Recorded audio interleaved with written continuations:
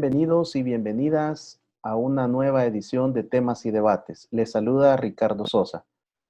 Quédate en casa es nuestra recomendación como medio para que puedas cumplir la cuarentena domiciliaria a través de los decretos legislativo y ejecutivo del Gobierno de la República.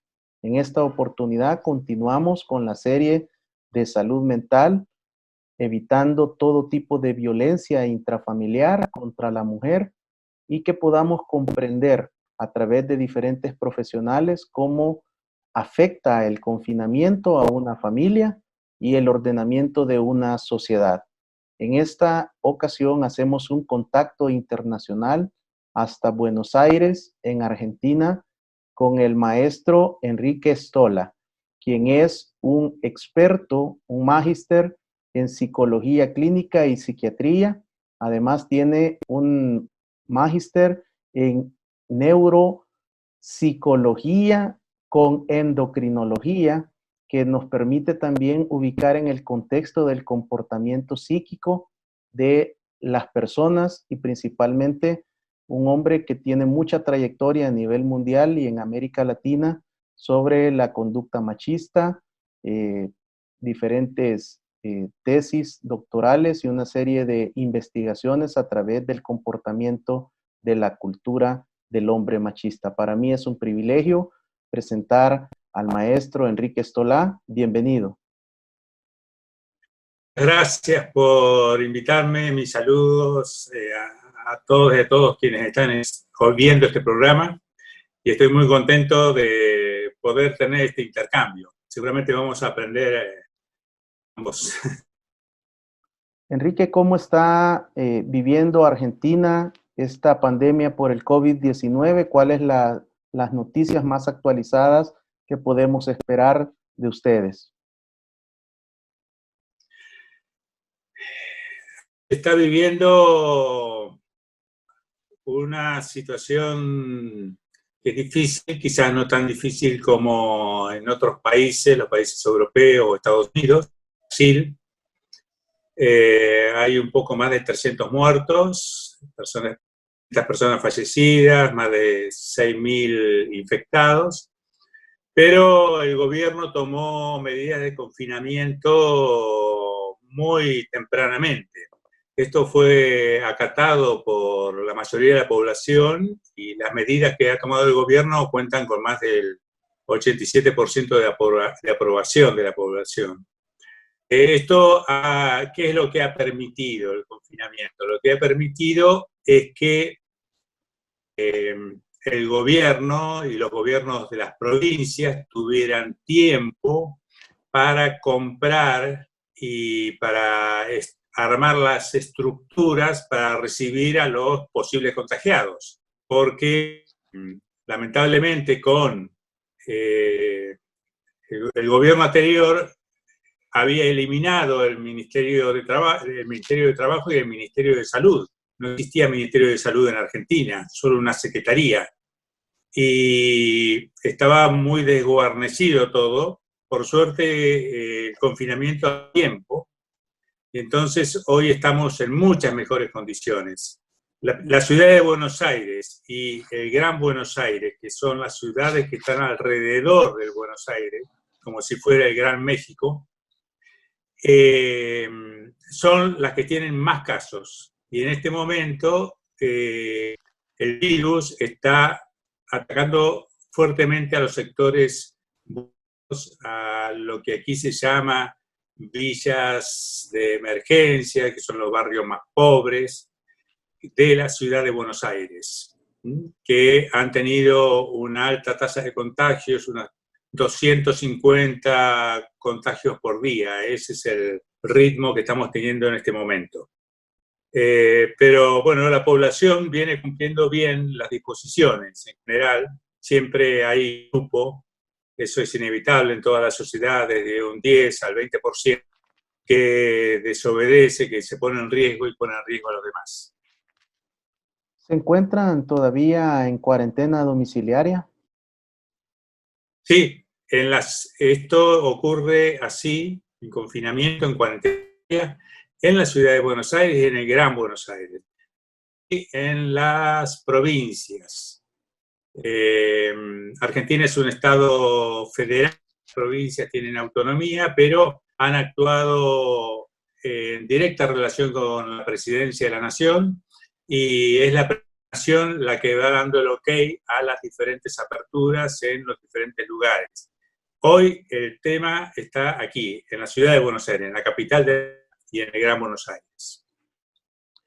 Enrique, Y yo estoy confinado también. Enrique, ¿cómo podemos entender desde la psiquis de las personas el encontrarse en un estado de confinamiento, de cuarentena obligatoria?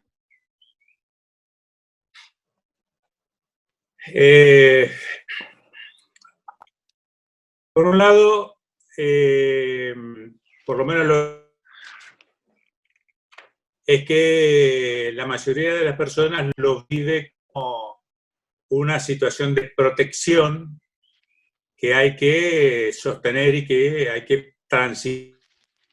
Pero esto tiene su impacto, y tiene su impacto de acuerdo al sector social a que se pertenezca. No es igual para todos los sectores. O sea, no es igual estar transitando la cuarentena con medios económicos, pudiendo levantar el teléfono y llamar a alguien para que traiga una comida que uno precisa, y internet que funcione, y películas, etcétera, que estar en un social en donde se ha entrado en la cuarentena sin ningún dinero, o estar en otro en donde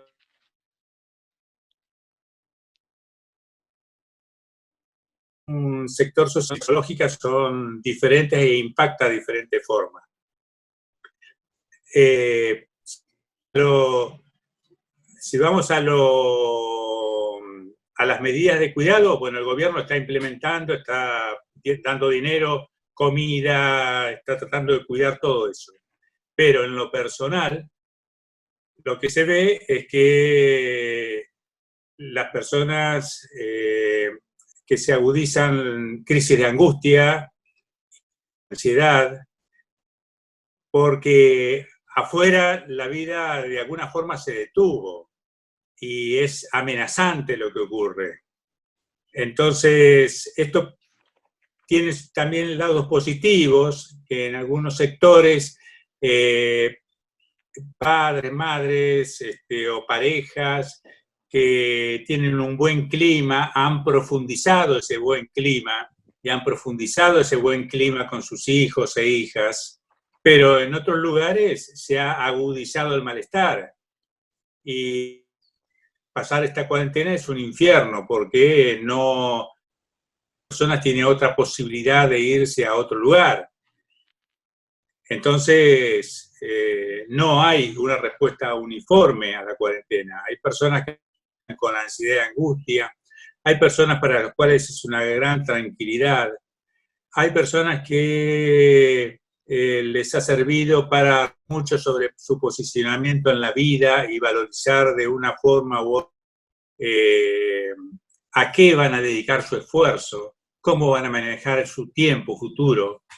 Hay otros que le han dado importancia a los vínculos que antes no le daban importancia porque estaban en el sobrevivir nada más. Entonces,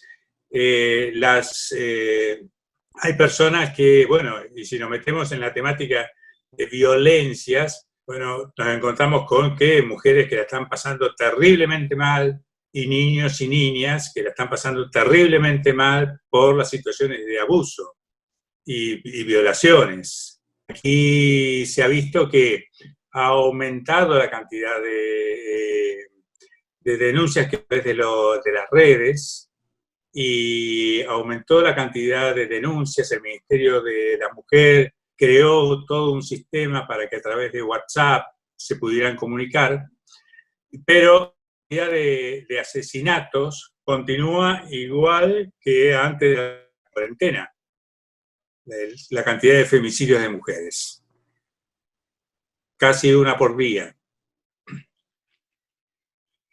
En El Salvador nosotros hemos estado experimentando una conducta de denuncia similar al periodo anterior del año 2019, pero la lectura de los representantes de la Fiscalía General de la República es que las condiciones para la denuncia y el temor, el miedo, la ansiedad en la mujer es mayor y por eso no se tienen mayores denuncias. ¿Cómo funciona en el confinamiento la mente del hombre machista, ese macho que se ve encerrado y que uno de sus escapes es profundizar esa violencia contra su compañera de vida y contra sus hijos? Sí. Pensemos que si antes ese hombre salía de la casa, ahora está... Entonces, lo que ocurre con algunos hombres es que ejercen un fuerte control sobre su pareja y sobre los hijos, y de alguna forma se sienten satisfechos con ese control. Otros hombres lo que están haciendo es profundizan el control y porque a la vez no toleran a esa mujer. Les da goce, les produce goce dominarlas, pero la rechazan profundamente porque de alguna forma dependen de él también. Entonces, están las agresiones físicas, las psicológicas, las amenazas, y lo que pasa con las mujeres es que no tienen la posibilidad muchas veces de hacer denuncias o están absolutamente paralizadas por el miedo. Muchos de estos hombres violentos rompen las cuarentenas y se juntan con otros hombres, crean las formas de... porque tienden a violar las normas de cuidado. No cuidan a su pareja, no cuidan a su familia y tampoco cuidan a la sociedad. Por lo tanto, tienden a violar las normas, ¿no? Ellos se sienten que hay cierto grado de impotencia en ellos, en esta situación, y entonces la compensación es mostrarse muy potentes con respecto a la pareja, hijos e hijas. ¿Cómo podemos comprender el origen de este comportamiento interno de este hombre violento? Estos orígenes, Enrique, se dan desde la infancia o en el proceso de la socialización. ¿Cómo podemos comprender de una mejor manera el desarrollo de este hombre violento que en El Salvador lo conocemos como el macho? Sí, en Argentina también lo conocemos como el macho, y en Europa, por ejemplo, hablan de los machos, pero tiene una cuestión media racista y descalificatoria hacia los machos latinoamericanos. Es decir, en Europa les cuesta mucho reconocer el altísimo grado de machismo que tienen los varones europeos. Entonces, el calificativo es latino. A ver, este es un proceso que tiene siglos, que es la estructuración del patriarcado, o sea, de toda una matriz de dominación que no importa los sistemas económicos que pueden haber ido pasando, hay una constante de género, de dominación de género que se mantiene. Si tomamos lo de Occidente y el área de dominio en donde estamos nosotros, de Occidente, tenemos que durante el feudalismo la dominación de género estaba presente, durante los inicios del capitalismo estaba presente, en el capitalismo de bienestar, en el capitalismo de Estado, en los países socialistas que eran capitalistas de Estado, también estaba presente esta dominación de género. Luego en el liberalismo y en el neoliberalismo y hoy en el capitalismo financiero. Esa dominación de género se mantiene. Los hombres somos socializados en el ejercicio de la dominación. Desde muy pequeños todo nos enseña, la cultura, los mensajes que nos mandan a través de los medios de comunicación, etcétera, que somos lo más importante. Y no importa el sector social al que pertenezcamos.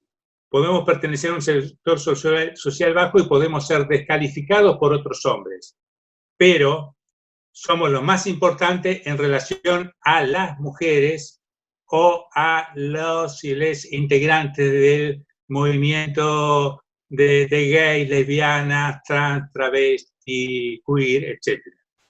O sea, todos los cuerpos feminizados por el patriarcado.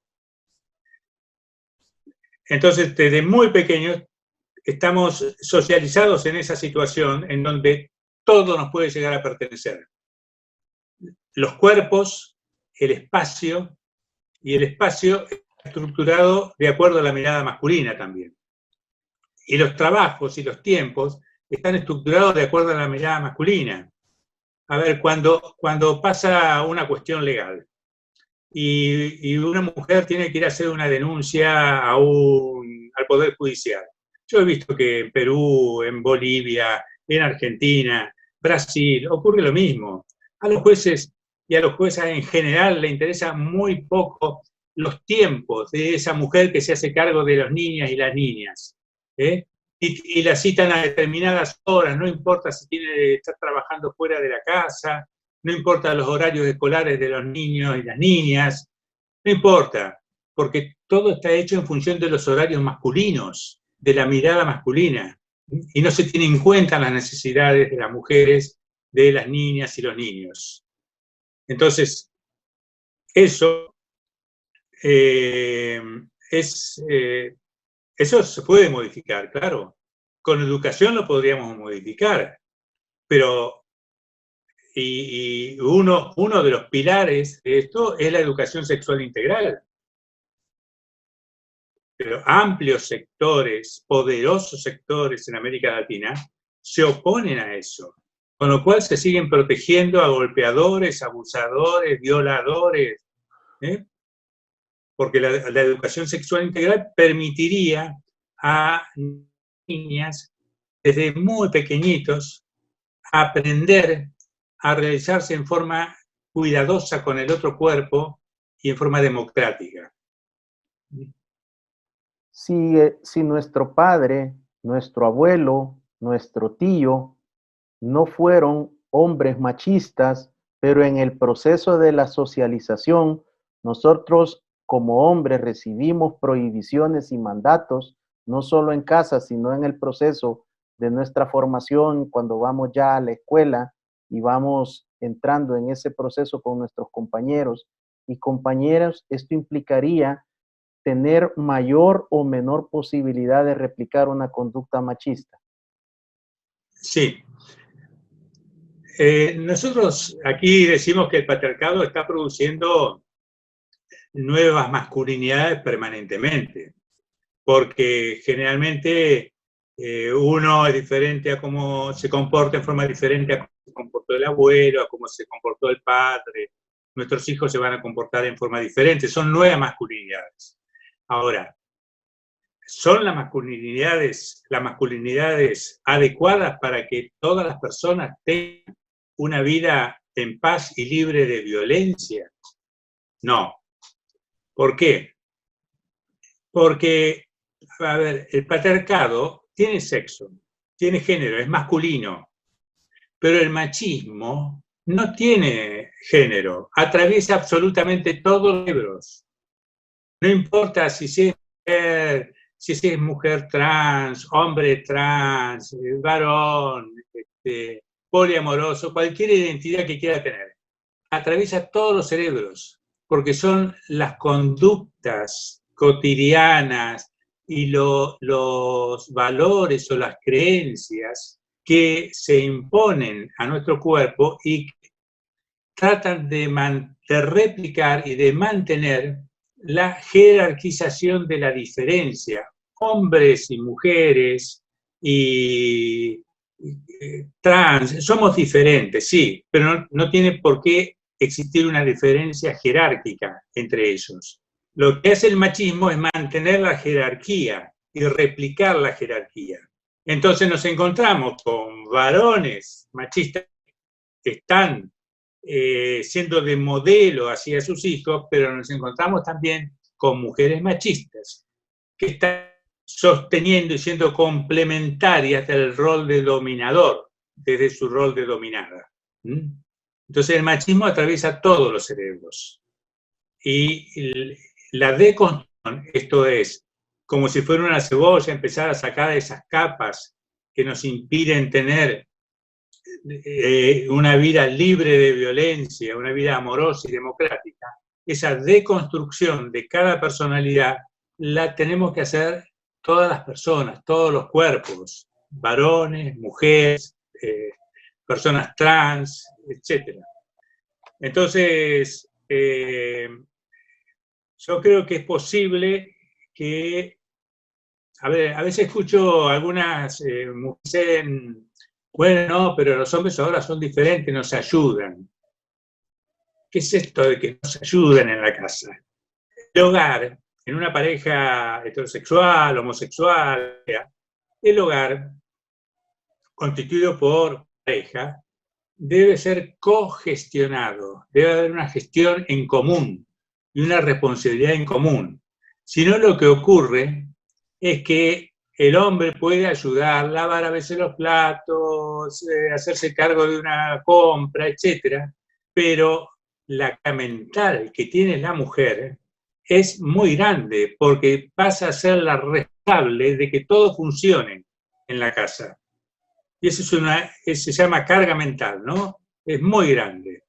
Entonces, lo que necesitamos es que esa carga mental se comparta. No puede ser que un hombre no sepa lo que pasa con sus hijos, hijas en un colegio, que no sepa cuáles actividades, que no sepa las necesidades, que no sepa dónde está la ropa del niño o la niña.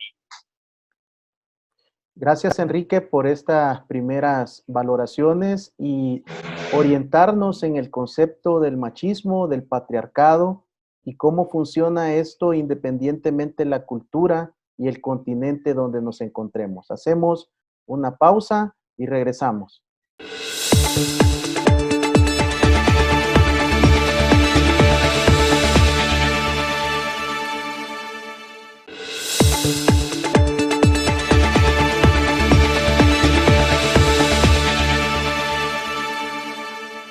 Gracias por continuar con temas y debates.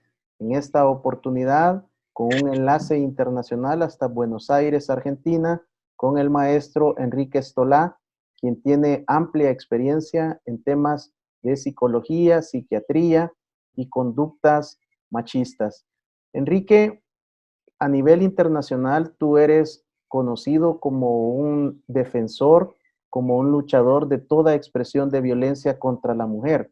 Y existe una definición o autodefinición como un varón feminista. ¿Podrías explicarnos en qué consistió este concepto y cómo te ha ido tratando de permearlo en las diferentes sociedades? Sí, puedo tomar las palabras, y siempre tomo las palabras de una filósofa argentina, Diana Macía, que dice: si nosotros observamos lo que pasa en el mundo, vamos a ver que la situación de las mujeres es peor que la de los varones. Esto lo podemos comprobar científicamente, lo podemos comprobar a través del método estadístico. ¿Qué es un método científico? Si nosotros hemos comprobado científicamente que las mujeres están peor que los varones en todos los ítems, en todos los puntos, entonces esto plantea un problema ético, esto moral, no está bien. Y entonces, ante esto, algo tenemos que hacer, hay un imperativo a la acción. Esto que tenemos que hacer es una respuesta política, porque es la política lo que transforma la realidad. Y esa respuesta política es el feminismo. ¿Por qué? Porque los feminismos, voy a decir los feminismos porque de acuerdo a la sociedad, a las estructuras culturales, a las religiones dominantes, etc. Cada mujer, de acuerdo a las experiencias de vida, las mujeres van produciendo diferentes respuestas y diferentes teorizaciones. Esto significa que el feminismo no es uno solo, sino que son diferentes, hay varios. Entonces, hablo de los feminismos. Entonces, los feminismos, encontramos un feminismo que hace filosofía, una filosofía feminista. Encontramos que el feminismo es teoría social, porque nos explica cómo se dan las configuraciones sociales hoy, antes, pero hoy, en el capitalismo que estamos viviendo. Y es teoría política, porque analiza la cuestión del poder y los caminos necesarios para llevar adelante, para avanzar hacia una sociedad libre de violencia, una sociedad ecológica que tenga en cuenta el medio ambiente, que tenga en cuenta la vida. Entonces, eso es lo que yo quiero, en lo que me siento involucrado. Yo comencé a trabajar hace muchos años, cuando la dictadura militar argentina, la dictadura militar fue de 1976 a 1983. A partir del 77, que yo me fui de médico, comencé a trabajar con víctimas del terrorismo de Estado y familiares de víctimas del terrorismo de Estado.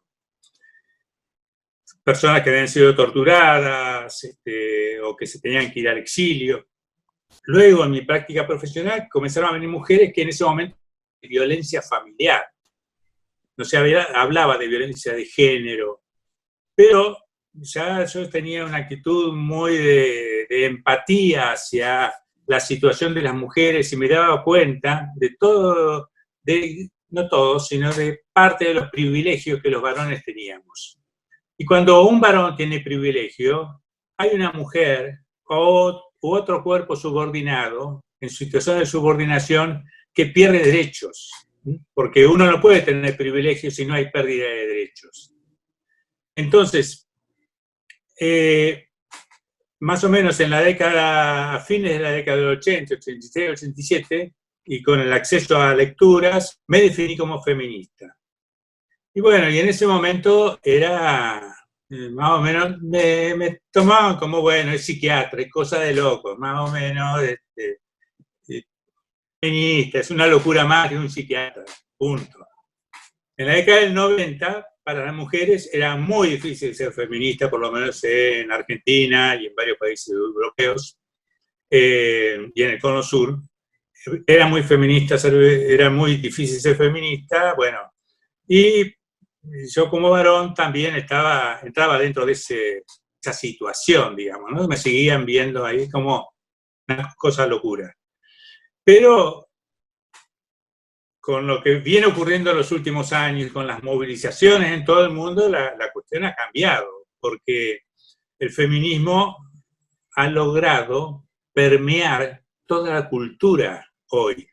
Y entonces, muchísimas mujeres, aunque no se definan como feministas, hoy se dan cuenta y tienen más conciencia de la situación de subordinación en la que están y que tienen derechos que es necesario que ejerzan, que por ahí no los pueden ejercer, pero les llegó la información y han incorporado rápidamente que tienen derechos.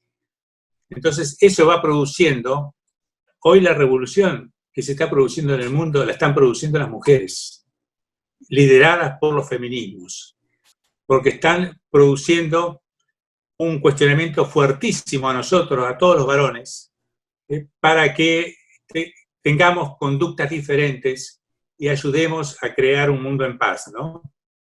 Y justo y solidario. En El Salvador, Enrique, todavía las organizaciones feministas, las organizaciones, las ONGs que luchan por erradicar la violencia contra la mujer no permiten ni comprenden que en este esfuerzo también cabemos los hombres y que podemos ayudar a aquellos que estamos sensibilizados. ¿Cómo podemos trascender para que estos grupos de mujeres comprendan que podemos avanzar a un mundo y a una sociedad libre de violencia contra la mujer si se nos permite participar? Mira, yo tengo aquí en Argentina, hay compañeras que dicen los hombres no pueden ser feministas. Y tengo muchísimas otras compañeras que dicen los hombres sí pueden ser feministas y con las cuales interactúo. Pero bueno, yo no formo parte de ninguna organización de mujeres. Creo que ahí los hombres tenemos que ser muy cuidadosos porque, y entiendo perfectamente el rechazo y el temor a que pueden tener las compañeras de que varones entren a organizaciones de mujeres. Porque lo cierto es que la experiencia histórica les indica que cuando entran los varones, la destruyen. La destruyen. Y hacen muy bien entonces de poner un límite. Ahora, nosotros podemos hacer muchas cosas.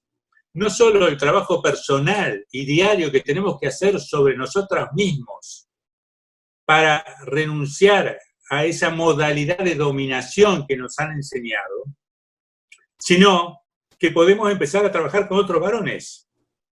El aporte que podemos hacer como varones o como varones aliados al feminismo, o profeministas, o militantes de derechos humanos, o progresistas, es trabajar con otros varones y allí, por ahí, en donde hay actividad, entramos en contacto con mujeres que no han tenido contacto con literatura feminista o con las feministas, ponerlas en contacto con las organizaciones feministas.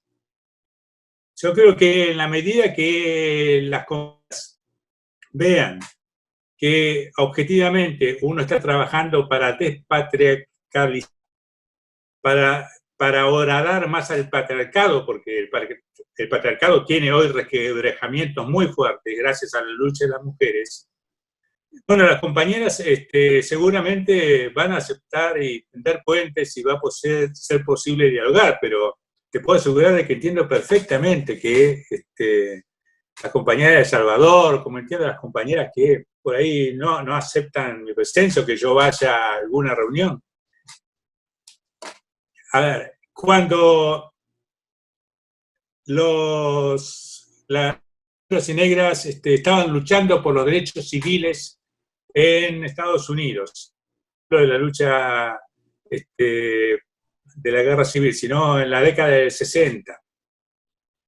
Era una situación muy difícil. Fíjate que Malcolm X era un hombre, uno de los más duros en las posiciones antirracistas y con los blancos, y sin embargo, él fuertes y buenas alianzas con activistas, hombres y mujeres blancos. Mientras había otros grupos de personas negras y negros que acá no hablamos de afroamericanos, acá decimos negras y negros y las compañeras negras y negros dicen nosotros somos negras y negros. Las otras organizaciones no aceptaban ningún contacto con los blancos. O sea, hay que entender que los grupos subordinados, que están en posición de subordinación, generan estrategias de liberación y de modificación de la realidad, como pueden y donde pueden. Y nunca van a ser tan prolijas como los dominadores quieren. Entonces, y van a surgir situaciones que por ahí pueden ser fuertes, chocantes. Bueno, es un proceso de cambio. Y en todo proceso de cambio estas cosas ocurren. Así que, bueno, mi saludo a las compañeras de El Salvador. Enrique, ¿cómo Siempre he podemos... leído que han mucho y luchan mucho por las compañeras que están presas, por la cuestión de abortos que se han producido. Enrique, ¿cómo podemos comprender las diferencias entre el patriarcado y el machismo? Y si podemos tener machismo sin patriarcado para poder ilustrar a los amigos televidentes. Sí. Alguna vez me decían, bueno, también hay mujeres hembristas o matriarcado. No, no. Primero, no existe ningún dato fuerte histórico en las investigaciones que permita decir de que existió el matriarcado. Lo que existen son estructuras matrilineales, en donde la mujer tiene determinada importancia en la transmisión de distintos saberes, etc. Pero lo que hoy existe son, en las sociedades que llamamos desarrolladas, en desarrollo, las sociedades complejas, lo que hoy existe, una estructura social, económica, política, cultural, una amalgama que privilegia a la figura masculina por sobre la femenina y el movimiento LGTBIQ+. Por lo tanto, esto es patriarcado, estructura cultural, económica, etc. Y que se va modificando y que va produciendo ese cambio, pero los varones siguen, todo un grupo, un colectivo que sigue teniendo el máximo poder, que no le importa explotar a otros hombres, matar a otros hombres, mandarlos a la guerra, no le importa, pero les da a esos hombres también de dominar a mujeres y LGTBIQ. Pero, entonces, esto es estructura, eso es el patriarcado. ¿No? Es una conducta que inevitablemente está dentro de la estructura porque es la que permite sostener, es un nivel de violencia, a veces de alta violencia y otras veces de reducida violencia, pero de baja intensidad, pero que está permanentemente, la que permite disciplinar los cuerpos para que se siga manteniendo el patriarcado. Por eso, ambos no son entidades separadas, sin su expresión en conducta de dominación, y esa expresión de conducta de dominación es el machismo. Y no puede existir machismo sin sociedad patriarcal. Hoy no hay sociedades que no sean patriarcales. No hay sociedades desarrolladas que no sean patriarcales, complejas. Lo que hay, sí, todavía son sociedades de cazadores-recolectores, en donde hombres y mujeres pueden tener los trabajos y las tareas bien difíciles, o que puede haber un patriarcado muy débil, porque a veces es el hombre el que tiene contacto con los espíritus, etcétera, ¿no? Para erradicar el machismo debemos de luchar también contra la sociedad patriarcal para poder lograr erradicar estas conductas. ¿Cómo funcionan estos procesos de nuevas masculinidades? Sabemos que en América Latina ya tiene varios años de estar este movimiento, pero todavía en otras naciones como El Salvador es incipiente. Se cree que los que impulsamos este tipo de procesos no solo estamos enfermos, sino que también tenemos otro tipo de mentalidad que no se comprende. Siendo tú un experto, Enrique, ¿cuál ha sido tu experiencia en cuanto a estos procesos de nuevas masculinidades? ¿Son sostenibles en el tiempo? ¿Es una lucha del día a día? ¿Cómo proceder para que esta conquista sea permanente en una sociedad? Creo que las nuevas masculinidades antipatriarcales, o sea, masculinidades que reconocen en cualquier cuerpo una persona, reconocen a todas las personas y reconocen en la práctica los derechos de cualquier persona, es un trabajo en el afuera y en el adentro.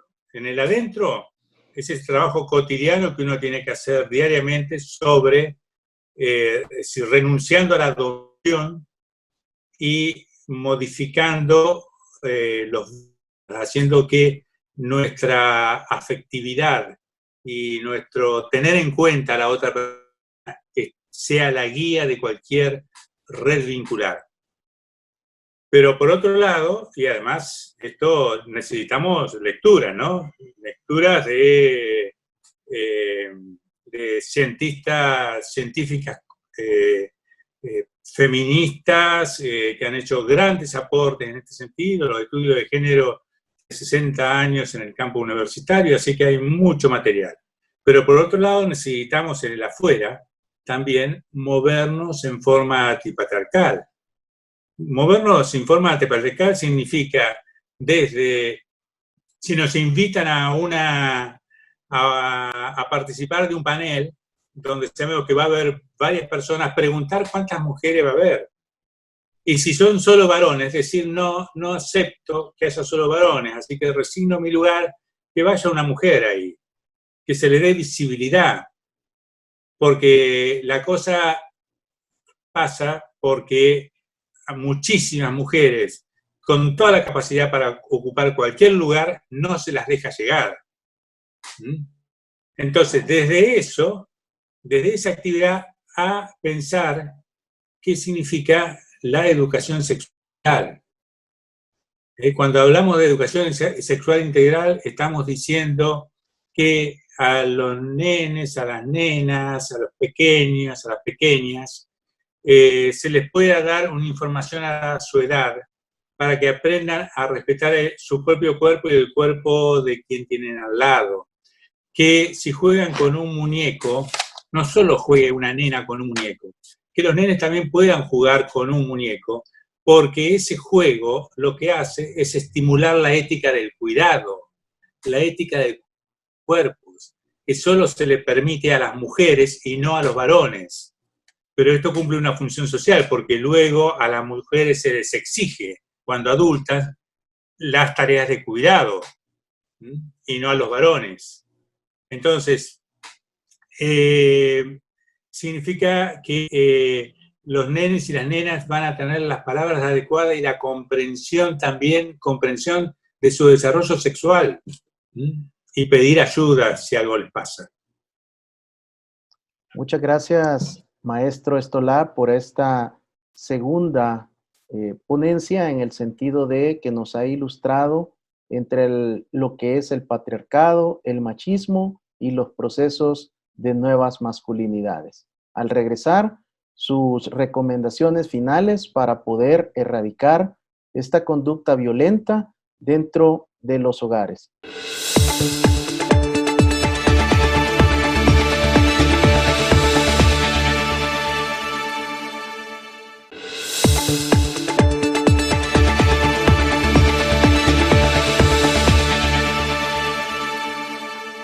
Gracias por continuar con temas y debates. En esta oportunidad con un contacto internacional hasta Buenos Aires, Argentina, con el maestro y doctor Enrique Estolá.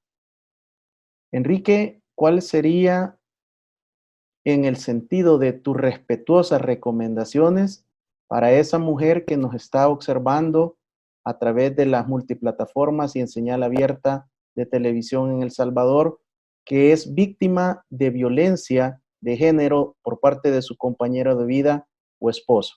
Y en otra dirección, para ese hombre violento que está viendo este programa, ¿cómo buscar ayuda y cuáles son las primeras acciones para que él se deje acompañar y asistir? Quizás lo que puedo decirles a las mujeres que están transitando una situación de violencia es que esto tienen que verlo así. Hoy pueden estar viendo esta violencia y puede llevar mucho tiempo, pero siempre es posible salir. Siempre es posible salir de esta situación a tener una vida y vivir una vida libre de violencias. Experimentar esa paz que puede dar poder acostarse en la noche y saber que una va a dormir muy tranquila y que cuando se levante al otro día no va a tener que defenderse de nada y que va a vivir muy tranquila. Esto es algo impagable, es algo necesario para la salud mental y es un buen ejemplo para sus hijos, hijas y amigas. Es un proceso en donde se necesita ayuda. Entonces, a veces ver cuáles son los recursos que puede tener las instituciones que pueden estar cercanas, averiguar sobre mujeres que están trabajando en esta temática de violencia, que le van a dar los consejos adecuados y las indicaciones adecuadas como para salir de esa situación. Pero se puede vivir de otra forma, de eso no hay duda. Usted no fue elegida para vivir en situación de violencia. Usted tiene derecho a vivir en paz, libre de violencia. Y para los varones, yo diferenciaría dos tipos de varones. Por un lado están los jovencitos que por ahí entran en situaciones de violencia, participan de noviazgos violentos, pero que tienen muchísimas posibilidades de cambiar rápidamente. Que no quieren parecerse a su papá, a su abuelo, que es violento, o a su tío, que entran en angustia y que no saben cómo manejar sus emociones y sentimientos. Le digo, hay grupos en El Salvador que están trabajando con varones que pasan esta situación. Hay que buscarlos, se los puede encontrar. Yo por Twitter estoy en contacto con uno de esos grupos, Hombres en Contra de la Violencia. Sí, es un panelista frecuente de nuestro programa. Y Enrique, claro. ¿cómo podemos orientar a las amigas que nos ven y que nos escuchan en cuanto a la experiencia de tener un hombre que ejercía diferentes expresiones de violencia y cómo estos procesos de nuevas masculinidades lo pueden transformar? Bien.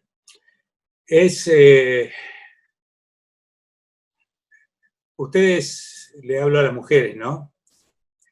Sabrán que si hay un hombre que busca ayuda y que participa de estos grupos voluntariamente, tiene bastantes posibilidades de controlar su violencia y de producir cambios. Ahora, si el hombre no busca ayuda, supone de que él lo va a resolver solo, que son todas cosas que si usted se comportara de otra forma, él no tendría esas explosiones y de violencia. Bueno, le digo, hay pocas perspectivas de que se produzca un cambio a corto plazo y es conveniente que usted busque ayuda de otras mujeres. A los hombres que ejercen, si hay alguno que está mirando esto, le digo que puede vivir otra vida si es que lo decide así. Ahora, si lo que le importa es el de maltratar, bueno, seguirá maltratando hasta que se quede muy... No hay otra.